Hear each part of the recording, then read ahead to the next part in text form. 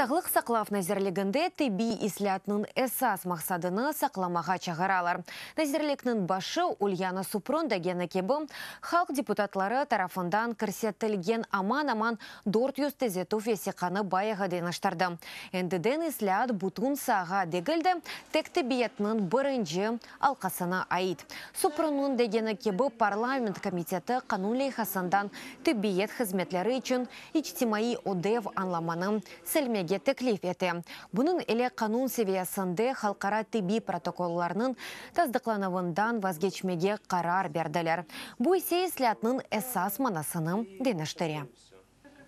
Як немає міжнародних настанов лікування. Vatandaşının öz devalavına tesir etmek imkanı olmasa, demek icbir islahatta yok. Kanun lehasında tibi muasesler ile uzlaşma münasibetleri denişme kala. Deputatlarının devlet tibiyet kifadletleri programması dep adlagan tibi hizmet ve ilaçlar paketinin anlamı kala.